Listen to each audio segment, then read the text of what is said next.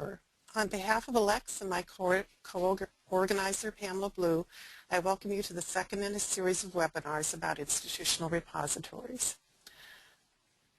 Our speaker today is Marilyn Moody, Dean of the University Library at Boise State University. Marilyn's current interests include scholarly communication issues and the development of research distribution policies and strategies. During her career, Marilyn has given presentations on a range of subjects, including government information, distance learning, and the impact of technology on libraries. The title of her talk is Beyond the Institutional Repository, Campus Research Distribution Strategies. Marilyn, over to you.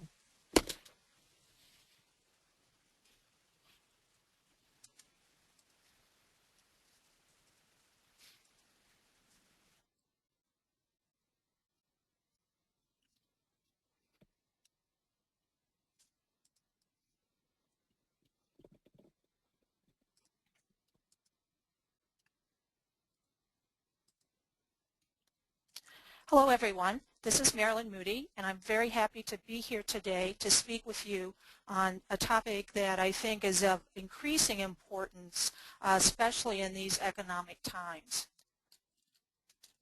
And I just wanted to prove to you that there's a real-life person.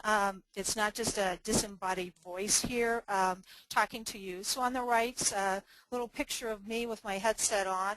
And on the left, I have just some photos for you to see of our reference librarians, and they're in their Find It campaign. So greetings from Boise State University. Just one sort of housekeeping thing. We will have an opportunity to answer questions during this webinar, and probably the easiest thing is for you to use the questions box and send those as text questions, and then periodically we'll go through and try to answer some of those questions.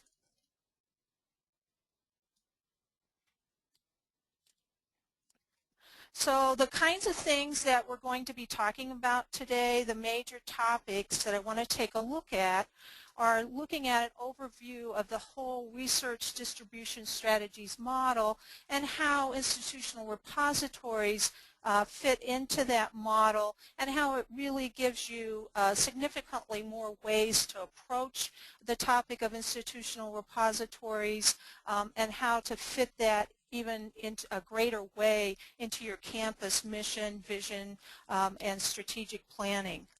I also want to talk a little bit about some of the key elements and issues that might go into a research distribution strategy.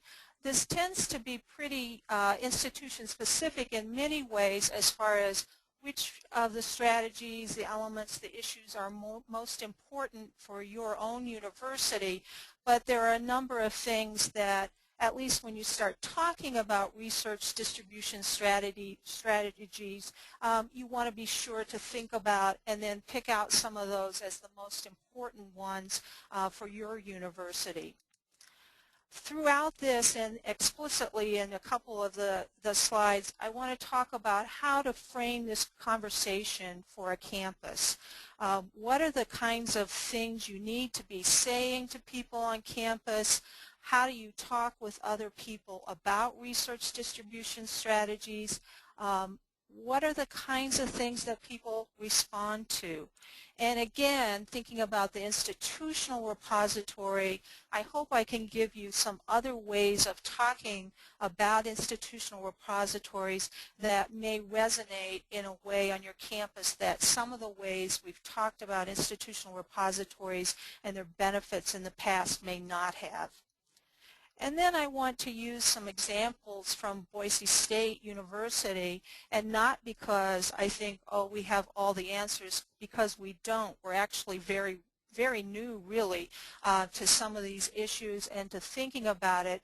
But I want to use Boise State as an example precisely because we're so new to this issue, so that you can see the way that using research distribution strategies as a model for framing all of this has really been useful to us and allowed us, I think, to progress much faster in thinking about these issues than we might have otherwise. So before we sort of get started on the research distribution strategies model overview, I just want to take a second, and because we're talking about institutional repositories as the kind of guiding thing in this whole presentation, I want to just do a little poll with you. And let me just go ahead and launch that poll. And you get a chance to vote. What is the future of institutional repositories over the next few years? And go ahead and vote.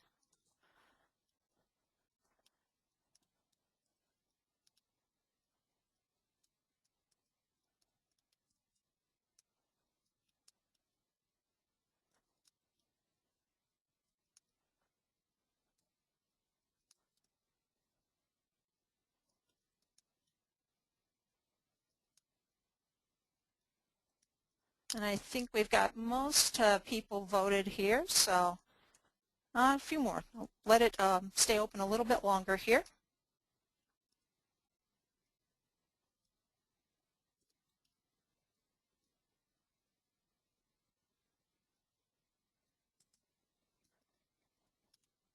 Okay, I'm going to go ahead and share the results here with you.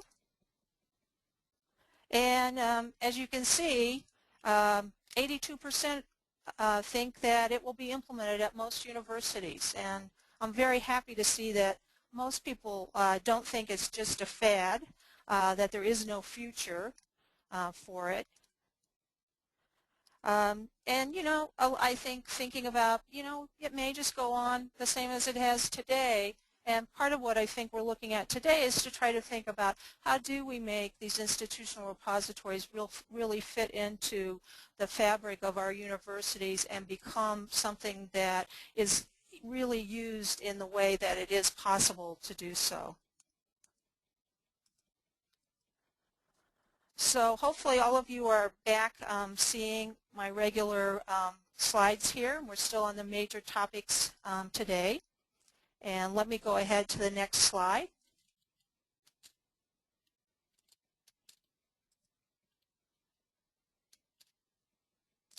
So I tried to think about, well, why do you want to use this model for thinking about these issues and topics? And I thought about the kinds of things that we've been finding useful at Boise State. I think the really big one is that using this as a model really emphasizes your campus mission, your vision, your priorities, and your strategic plan. So you're really starting from sort of the top about how does an institutional repository fit in here, how do the other kinds of things we do to get research and scholarship out there, how do they fit into the campus mission and vision. It's a much broader framework to be thinking about these issues. It gives you the ability to support a broad range of strategies. So you're not just looking at the institutional repository, you're not just looking at publishing particular kinds of publications. It's the whole range of things that can fit into this, and you can choose which ones are the most important, which ones for your campus are really the ones to emphasize. The next one about shifting the focus of efforts to institutional faculty priorities of research and scholarship. It's all about the research, it's all about the scholarship, it's all about the faculty. And this is a model that really does stress that and allows you to talk with other people about that. The direct benefits. So what is it in it for the faculty? What's in it for the students? What's in it for your institution? So how did this sort of start coming about? The first that I really heard about research distribution strategies was as a result of the kinds of things that David Schulenberger from Nostalgic, that's the National Association of State Universities and Land Grant Colleges, which actually just recently changed its name to Association of Public and Land Grant Universities. He did a poll of provosts about their research publishing strategy. And then he gave a speech at ARL about that.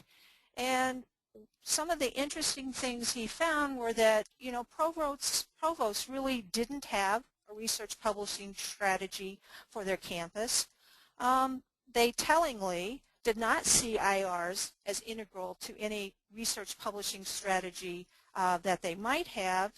And he really also stressed for public universities, the financial and the political benefits of having some kind of a publishing or research distribution strategy. So here's some of what he was saying about research distribution strategies. Again, keying in on universities' unique missions, taking on not a passive role, but an active one in getting that research out for people. And talking to provosts, really urging them to think about this, to start looking at their campuses and seeing what they could do to implement a research distribution strategy. This kind of work and his interest continued, and in February 2009, NASALGIC, ARL, AAU, CNI issued this joint report on the university's role in the dissemination of research and scholarship, a call for action. And if you haven't looked at this already, I'd really urge you to, because it's only about 6 pages. It's very manageable, very concrete kinds of strategies for campuses to try to pursue. So again, that whole framework of here are the kinds of things you can do. You don't have to do all of these strategies, but here's a way to start approaching this issue.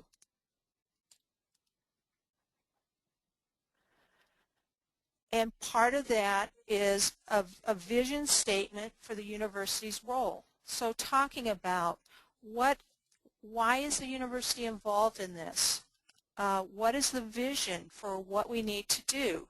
And again, thinking about the creation of new knowledge lies at the heart of the university, the research university. I particularly like the part about faculty research and scholarship present invaluable intellectual capital. It's kind of a different way of thinking about all of these issues than maybe we've had before. And so, again, thinking about the vision part of it, thinking about how that fits in with what needs to happen on your campus.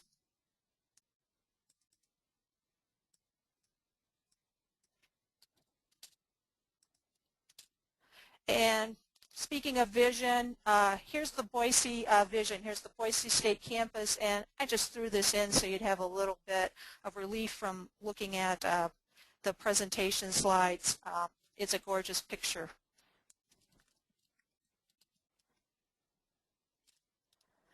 So going back to that report and some of the strategies from the report. So they talk about initiating a process to develop the institutional dissemination strategies and activities, talking about faculty copyrights, talking about engaging faculty and departments. Again, thinking about this in a different way with the focus on the scholarship, the research of the faculty, thinking about departments and what they need to do, thinking about the investments that the campus has in this scholarship and research.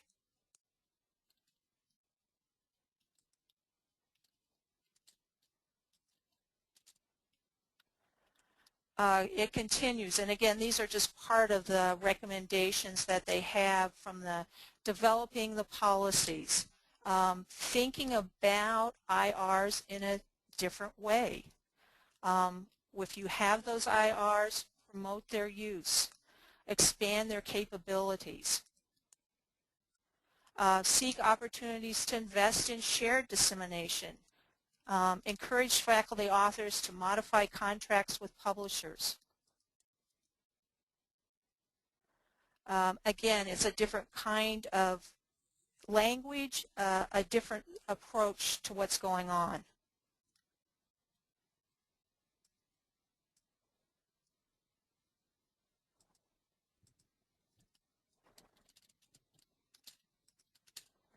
And again, thinking about whatever strategies, and also talking about university presses. And if you followed any of that discussion, there's all kinds of things going on with university presses.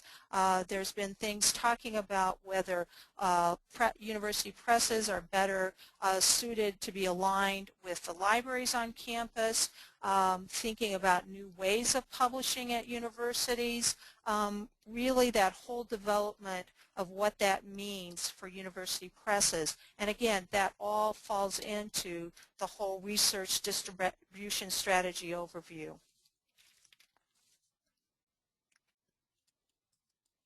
So part of the message is just don't lose sight about what this is all about. This is a photo from one of our top researchers on campus here at Boise State, Greg Hempikian, who does DNA research. And, again, keying in on what's going on with your campus, what is the faculty research and scholarship that's occurring.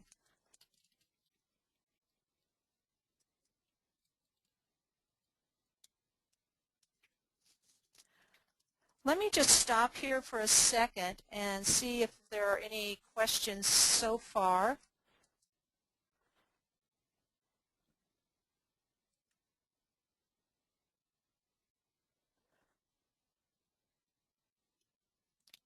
If you do have questions, just go ahead and send them, and then we'll get to them later as we go with it. So the next piece I want to move into is thinking about some of the key elements about the research distribution strategy. So we've already kind of talked about that you want to think university-wide, you want to think about policies and individual strategies. So many people are interested in policies that would encourage changes in faculty use of institutional repositories, for example.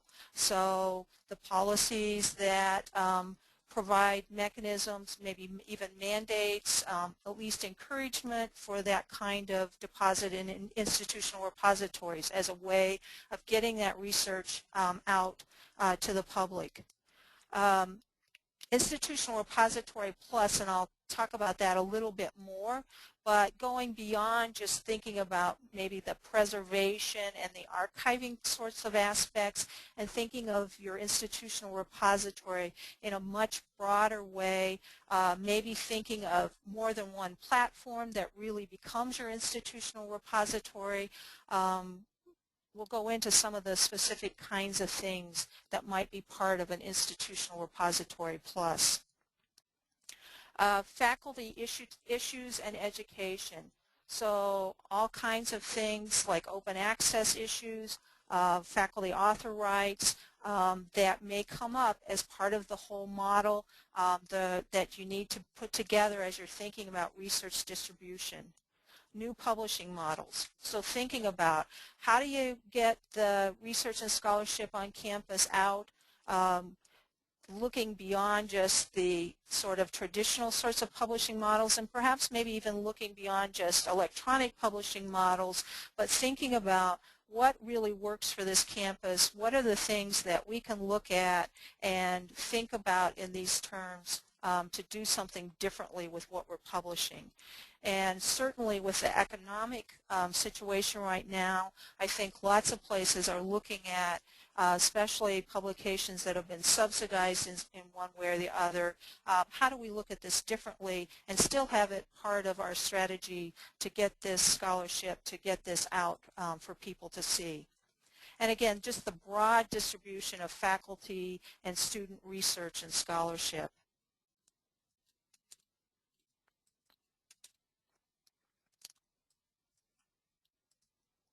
So I mentioned before the idea of the institutional repository sort of plus. So what kinds of things might we be looking at when we're thinking about that? Again, all kinds of faculty publications, thinking about articles, of course, thinking about ways to make those available to people, beyond just thinking about open access or even articles in repository, but thinking about the publications maybe just to give them more publicity. So links to publications that get out there and show what your faculty is doing. Journal publishing. Many institutional repositories have some element of journal publishing, or there is now software that you can link with an institutional repository idea to really easily and efficiently and effectively publish journals. That needs to be part of the strategy that an institution is looking at in thinking about what they need to do with journal publishing. Indirectly, of course, that helps us with thinking about getting just more of these kinds of articles out there in general. The publishing platform for a variety of university publications. And we can think of institutional repositories who have done that, but I think making that even more explicit that, you know, what we're looking at when we think about that research distribution strategies is how do we get all the kinds of scholarship, research, things that are going on at this university out there for the public to see, to make that research available to people. Undergraduate research on many campuses at Boise State, this is a really big area and priority. So the Institutional Repository Plus, you're thinking about undergraduate research. How do you get the results of that undergraduate research distributed? How do you have a platform that and a model that makes that research not disappear? You know, on my campus we have a print journal of undergraduate research that's not very widely distributed. How can we use institutional repository to get that information out there? How do we get the information from our undergraduate research conference out there? So thinking about institutional repositories as a way to do that. Electronic theses and dissertations and other kinds of student projects and result of scholarship. And again, you're not thinking about everything perhaps, but there are certain kinds of things that you want to get out there. Conference publications. So if a conference is on your campus and you're sponsoring it, it's part of the research going on, what can you do with an institutional repository to make that information more available? And again, just to sort of frame the conversation, I like to think about, so how does that fit on my campus? I look at the photo of the week on our websites. Here's one, an undergraduate researcher in an area that's a priority for our campus, working with an assistant professor, a project funded by a grant. How do we make sure that the research and the scholarship coming from that is broadly disseminated and that it gets the emphasis that it deserves and the distribution that it deserves?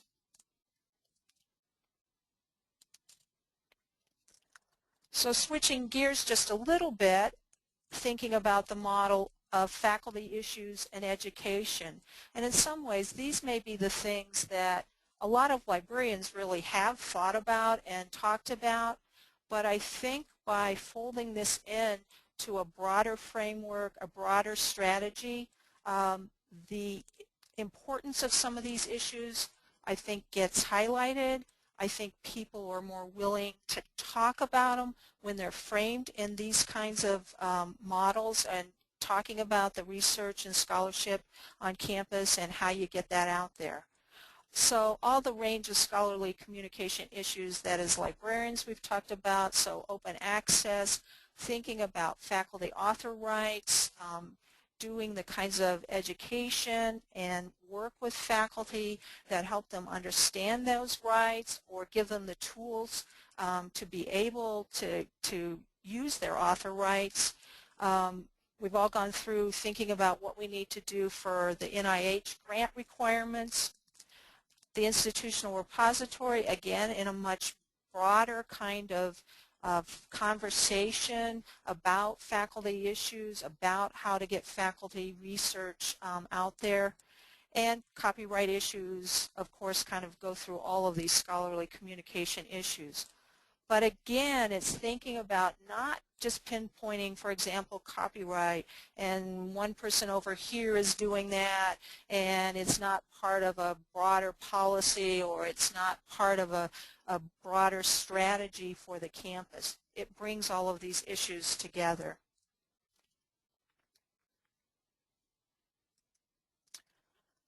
So I want to go back. I showed this slide at the beginning of this section, but to show again, here's why we want to use that model. These are the kinds of things that we're looking at. And I'm just going to hold on a second. I think I have a question here.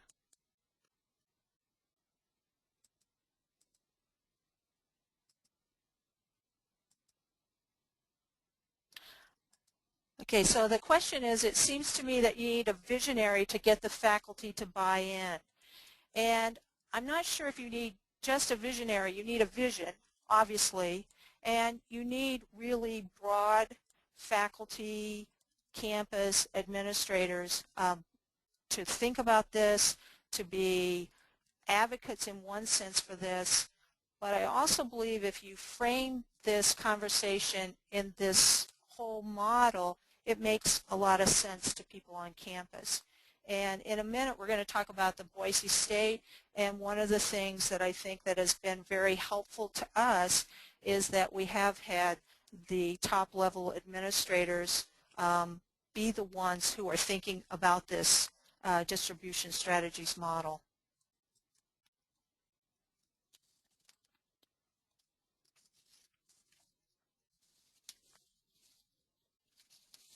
So back to the just thinking again, why use the model? And I'm going to kind of segue into looking at Boise State as an example of how this model can be used and can be helpful.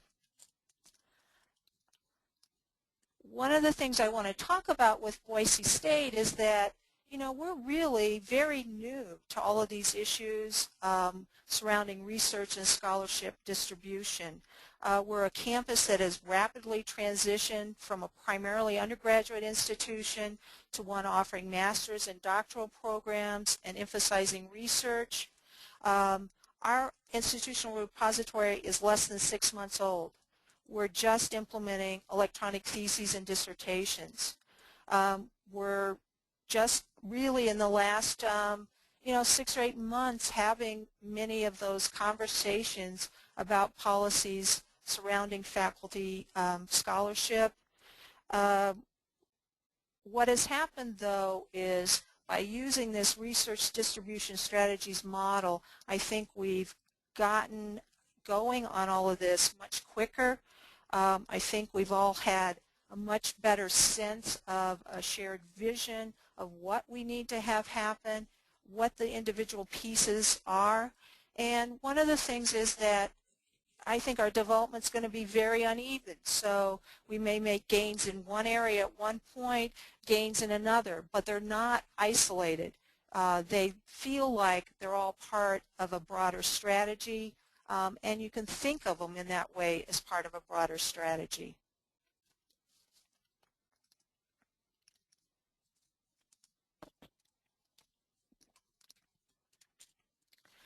So looking at the Boise State example, you know, what happened? Well, we started out thinking about this in a campus-wide top-level initiative. So the group that has been working at this point in thinking about sort of the overall strategy, the provost and VP for academic affairs. And again, getting back to that importance of the provost on your campus, the provosts are the ones that I think are really hearing things about the research distribution strategy it's being talked about. Obviously, VP for research, and then the dean of the graduate college and the dean of the university library.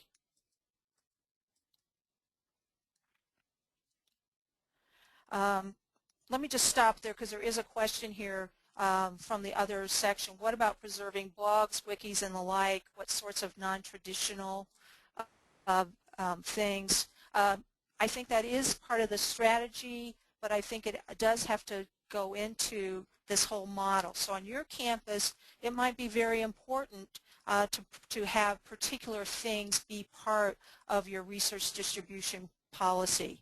But I don't think about it as a preservation policy per se. So if those things fit into this, what you need to do to get your research out there, that's what you want to be concentrating on. So this is where we got started with this group of people thinking about it. And go to the next slide here. Our provost was instrumental. She's the person who really, after hearing David Schulenberger, said, here, here's what we need to be looking at. Here's the direction I want to start thinking about this. I want to start putting those pieces together. And over on the side, what you actually see is Sana Andrews and her faculty profile from Selected Works, which is part of our strategy to get, highlight, showcase faculty and their all kinds of scholarship and research that they're doing.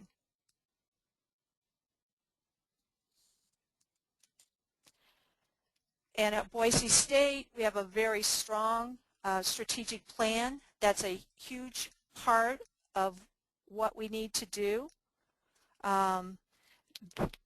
We use this strategic plan all the time, and on your campus, I would say, yes, you want to try to think about your strategic plan. You want to match that. You want to use those principles as you're thinking and talking about research distribution strategies, about the IR.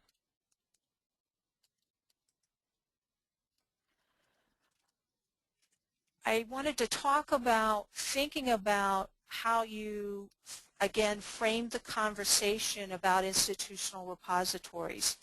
And this is the description that we're using for ScholarWorks, our institutional repository plus, I guess I would say, with it. And one of the things you might notice is that we don't really use the word institutional repository. We try to stay keyed in on the kinds of things that make this attractive to people looking at it. So thinking about faculty, it's a collection of services to showcase the scholarly output. We're making things available. We're highlighting the scholarly accomplishments of each individual faculty member. Promoting research. Access to simple and inexpensive electronic publishing. So all the time that we're doing this, we're trying to think about, how can we make this so valuable to our campus? How can we fit into the campus vision, mission, strategic plan? And I think the way that you talk about it, the kinds of words that you use do make a difference. And we've tried to think about that as we're talking with people and as we're putting this out there. And again, we're very new at doing this, so our IR is not very old. We're taking a pretty deliberate approach in how we talk with people. We're trying to get buy-in as we go. We're trying to position this as something that it's valuable. It's something to the campus. It's something you want to do. It's got benefits for you. It's not about the library. It's about what's going on campus. It's about the faculty and student research and scholarship.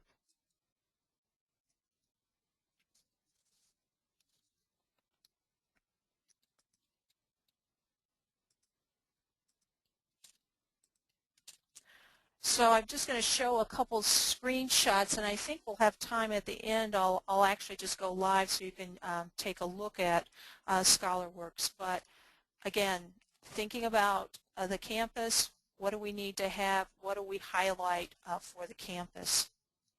And this is the front page of ScholarWorks. If you're familiar with Digital Commons, you're familiar with this layout with it.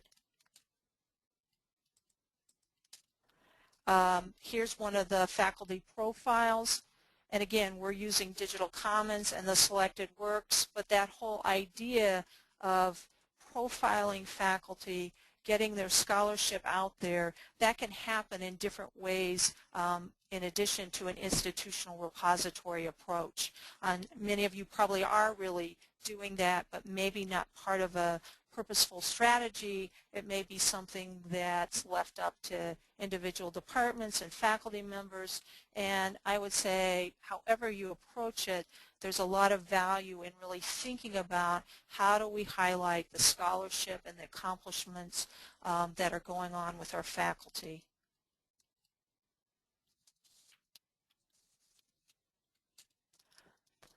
And then again, thinking about as part of this all the faculty issues and education, here's just an example for us of author rights is a big issue for us. So we're thinking about ways, how can we talk with faculty about this? How do we provide them tools like SHERP or ROMEO that will help them with this? And we end up doing a lot of the work in the library right now ourselves for faculty. Thinking of that as part of the strategy too, by making it easy for faculty to get this information, make it easy for them to ask questions and get answers about these kinds of issues.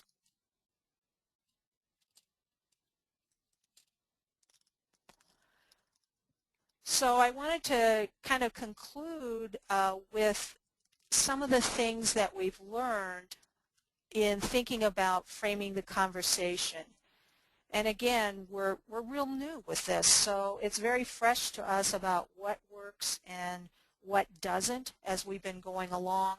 And we've also been trying to do some strategies in different areas, so we can kind of compare thinking about when you're talking to somebody about electronic theses and dissertations, or you're talking to somebody about you know, getting their scholarship out there or getting their articles available for people. I'd say the very first one is just the most important that we've learned. It's all about the faculty. What we're trying to always think about is how will this help the faculty, how will this support faculty, what are the considerations that a faculty member is going to have when they look at whatever we're proposing as a policy or a strategy. Approach it from what's in it for me, as far as why would someone want to follow the policy strategy, whatever it is you're proposing. How can you talk about these things so that people do see, yes, here's the advantage to me. Everyone is busy. You know, they have to have things in it. They have to have the kinds of carrots that help you see. And I am the very same way. I know when someone says, here's something great to do, I need to know, why should I do this? What are the advantages to me of doing it? We're trying to do this, and I think we certainly have seen that this is what we need to do, is building support and buy-in as you go, not afterwards. And again, I think this whole framework, this overall strategy and policy helps you do that. For our campus, it's research, research, research. So those are the kinds of things that you want to be talking about. Those are the words that you want to use with people. Building on institutional strengths. So undergraduate research, whatever is the strength on your campus, if it's a particular discipline, if it's some of your best researchers on faculty researchers that you want to highlight, look at what your institutional strengths are. Stress the existing institutional priorities and plans. Look at your strategic plan. What are the things that are important to your institution? So far, we have no indication that build it and they will come works. We think that we have to be thoughtful about what we do and how it fits into everything else, and that we probably have to make it very easy. And I'm not just talking about the library here, I'm talking about the campus thinking in general, that if we want people to participate in some of these kinds of strategies, we need to make it easy for them to do so. We need to set up the resources that allow that to happen. we don't find for our campus that open access is necessarily the compelling issue. The rising cereals costs are not the compelling issue. And again, for some people they are, but not across the board. So we need to think about the other kinds of issues that are important to everyone on campus. And for librarians, it's not about the library. This can't be starting with the library and going outward. It can't be focused on the library. It's got to be about the campus, the faculty, and the research and scholarship that's happening. Let me stop here and see if there's any questions, and then what I'll do after the questions is just go in briefly and show our ScholarWorks for people. So let me see if there's any questions.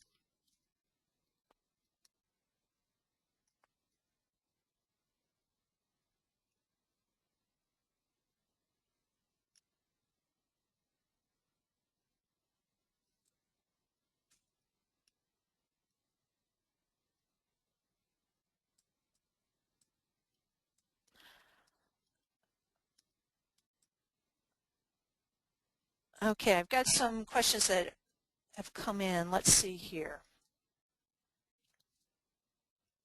What arrangements are made when including photos or audio, for example, in the IR? Do you get permissions from speakers at conferences, etc.? And we've been doing a variety of things. I would say at this point we've been very much erring on the side of putting up the framework of asking for permissions for things in the repository.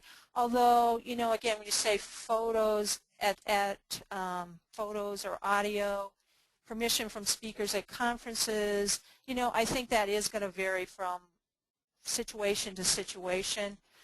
But we are taking a very thoughtful approach about permissions, and again, thinking about working with faculty, trying to think about the questions they have, what kinds of permissions they want to see happen.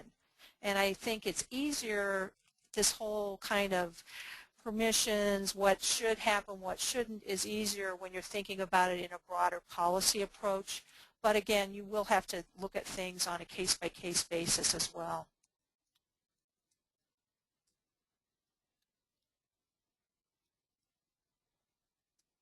I got any other questions?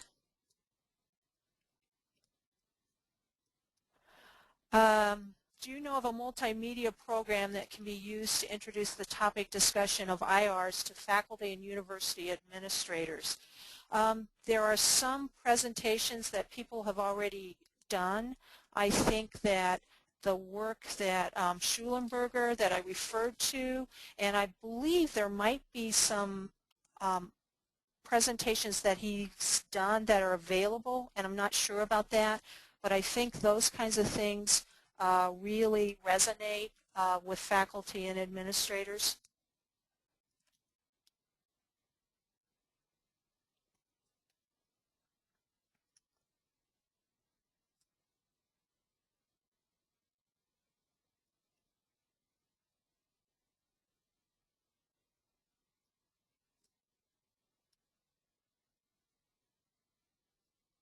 Let me go over and switch to the ScholarWorks so people that are interested in that could take a look too.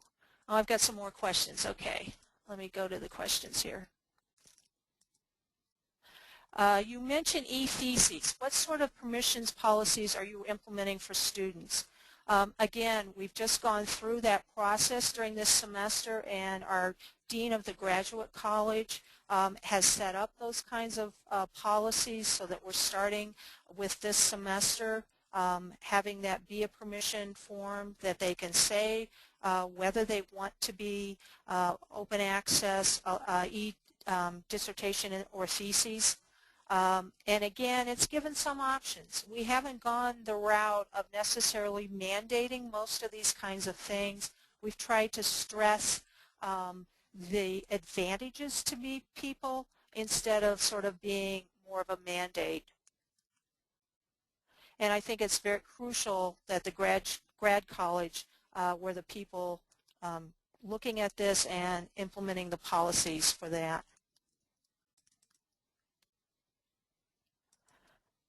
What has been the results of your strategy? Has it worked? We're still, we're still seeing what's happening, but so far I would say we're in the implementation stages of a lot of things that we're doing, and the strategy is working in the sense that I think we're proceeding more quickly and probably getting more buy-in than we would have otherwise if we had taken a less sort of broad and campus-wide approach to it. But we're going to have to see. We'll have to see what things works. We're pleased with what's happened so far. This seems to be a way of approaching the whole issues that works for us. Can you discuss how big is your staff? And I think part of maybe what's going on with this question too is, okay, it's not just about the library doing this. We do have staff devoted to particularly our ScholarWorks, and right now that's probably about maybe a half of a librarian and some other staff, and then other people are working a lot with it as well in the library. But it's also thinking about beyond that, really trying to spread this out over the whole campus, trying to look at the pieces that other people are naturally wanting, they see advantages to doing. So again, I think it's not sort of from the library out, but more the library as a facilitator to help that happen, along with all these other people on campus, the provost, the VP for research, the graduate college. And we present ScholarWorks as a project of all those people, sponsored by these people, not just the library. What colleges, departments were most amenable to your IR? So far the people that we're working with the most and have the most interest for our campus are the researchers, and that's not surprising probably. Colleges and departments that we already had strong relationships, so the biology department, for example, the geophysics. Also, we've been going at it thinking about really, we got a list of some of the researchers from the VP for research that are most active, and those are the folks that we're looking at to profile initially in selected works. So all of this was about looking for people who might naturally have see advantages to this. Who is doing the outreach to faculty? Subject librarians, IR person. Right now, it's probably mainly the one person who's most working with the IR, although again, this is really coming in many ways from the VP for research and the graduate college, and I'm thinking the dean of the graduate college. I'm thinking particularly one of the things that we just recently put in was a senior project in a department, and it was really the dean of the graduate college who said, hey, can we do this, told the faculty member involved about it, and really helped us in making that connection. So it's somewhat distributed. And again, remember, we're really at the initial stages on many of this. What services are you offering to the campus? For example, do you upload articles on behalf of faculty? And yes, that is the approach for the IR piece that we're really thinking about, and actually probably partnerships in other kinds of publishing activities as well.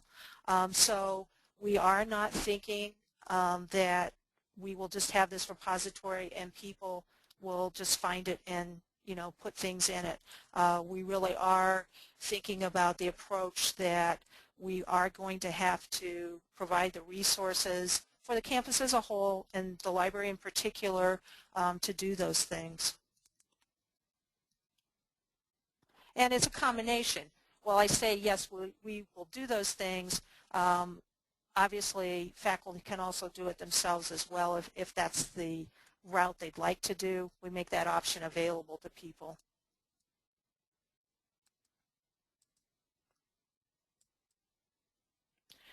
You've talked about targeting your audience. Did you create a marketing plan? No, we haven't, and that's a great idea to do. I think we've been putting the overall approach together. We've been working on some particular strategies. For the fall, that's definitely where we need to be going, is thinking about the marketing. I would say somewhat purposefully we've been doing a soft rollout of the ScholarWorks, the IR, and the faculty profiles, and partly because we really did want to work through legal issues, other kinds of things in a way before we really rolled it out and did a lot of marketing.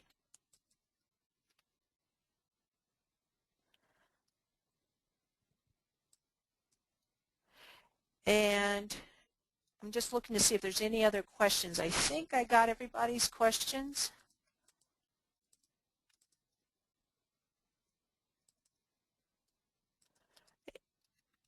And just a couple of things. I think the Alexa is going to try to put up some presentations, some things that might be useful. The question about presentations that people could use.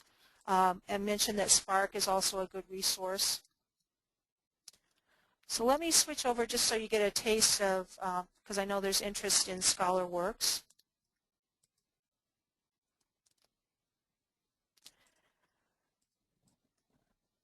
So this is our ScholarWorks, and again, if you're familiar with the Digital Commons, it is the Digital Commons platform and the selected works that with it as well. And you can see we're new, so 77 papers. We've been less than 6 months, really about 3 months putting things in. What I like about the approach that we've been taking is that it has been quite thoughtful, trying to work through issues, trying to get buy-in with people as we go and not afterwards with it. Let me just show you.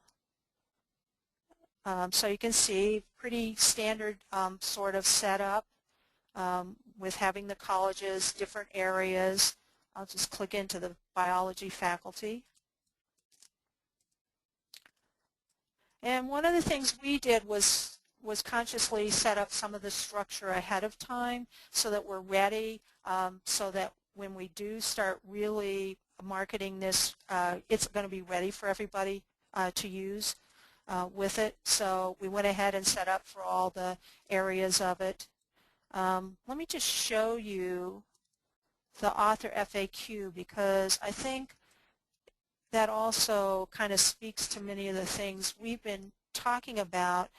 We're using this as a place to have some of the information about author rights, or at least a short sorts of things that people can look at, so that we've got it in one place. What is this all about?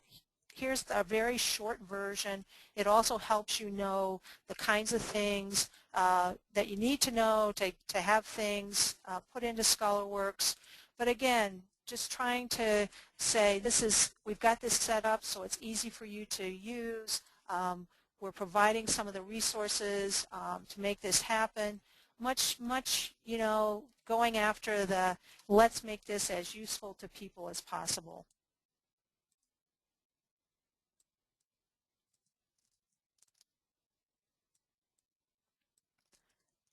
And let me just show you the selected works.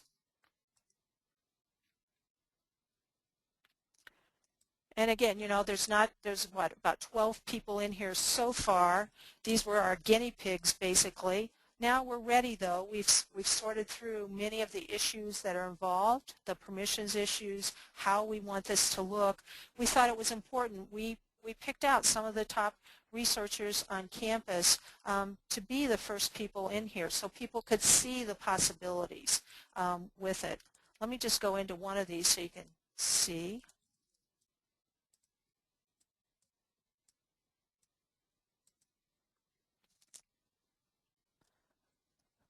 So Dr. Megan Frary from Materials Sciences. And again, thinking about it's not just a repository. So we do have articles that we have the rights to have in our repository, and so those will be in the ScholarWorks piece that's the repository. But we're also going after this. We want her research to get out there. And so we've got presentations, we've got links to things in these selected works. We're also including, we've got something that Megan Ferry did for called Knowledge Surveys for a Center for Teaching and Learning. And so we're looking at other places on campus where that all ties in to our faculty and their research and scholarship.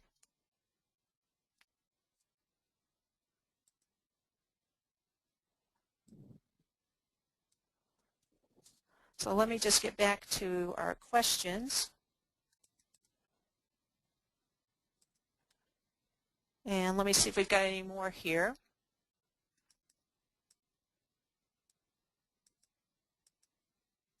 The software, there's questions about the software for ScholarWorks, and again, that's the bPress, Digital Commons, and Selected Works software. And you know, we're a relatively small university, and for us really, and this was a good choice from our point of view because so much of this, it's hosted off-site. So much of the work of implementation really is done elsewhere, and so we thought our resources were better spent really trying to get content into it and working through the kinds of issues on campus rather than working with something like DSpace where we just really don't have the kinds of resources and expertise to use that. And I think every institution is different about what software and platform, but again, I think it's not thinking about that so much as how you put it together with everything else that's going on. And we certainly might use several different platforms. We actually have Content DM, and we find thinking about this research distribution strategy, different kinds of things might work better in Content DM than ScholarWorks. Who does the updating of the selected works pages? When we've been setting these up, we do have library staff that are doing the initial setup. We're giving people the options of adding things. At this point, we're really doing that updating. And obviously, some of this is going to scale and change over time. But I do think it's really important not to think I'm just going to make this available and it will happen. I just think that's unrealistic. And I know I've had questions before about, from library point of view, of putting staff and resources, and I think, again, it goes back to, is this an institutional priority? Is it a library priority? Where are you going to put your resources? And, you know, we've made the choice that it is an institutional and library priority. And we've been going through the same kinds of budget kinds of difficulties as many other people. So in some ways that has just made us think harder about what is it for the campus and for the library that we want to be doing. Question about, can you estimate a total cost for the ScholarWorks project including subscription costs to bPress and staff time? You know, the subscription costs are going to vary depending on, you know, your situation, your institution, and we actually did a 3-year contract. This was actually something that was purchased through the provost's office with her support. So that's going to vary. But when we were looking at it for us, for a small institution, the costs were very favorable for us in thinking about this as opposed to trying to do this ourselves. And then staff time, of course, right now we've got probably about a half of a librarian position that really is working just about on this completely. And then we've got other people working on it, and of course all the other people on campus, the time of the VP for Research, the provost, the Dean of the Graduate College, the faculty members who have been involved in the project in the sense of giving us their materials, working with us on how things need to look, people who are publishing on campus and talking with them. So yes, there's going to be costs involved with it. There's just no getting around that.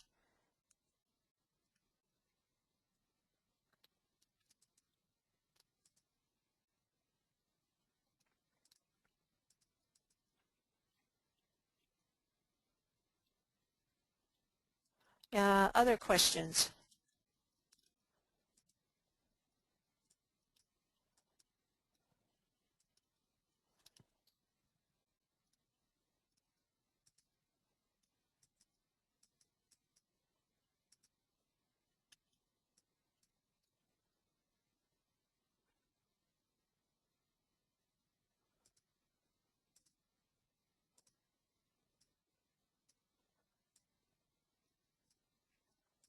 Let's see, a couple more questions. Is Digital Commons open source? No. Okay, I think I already answered those about that. Is it scalable for smaller institutions? I definitely think it is. That's a real advantage for us as a smaller institution.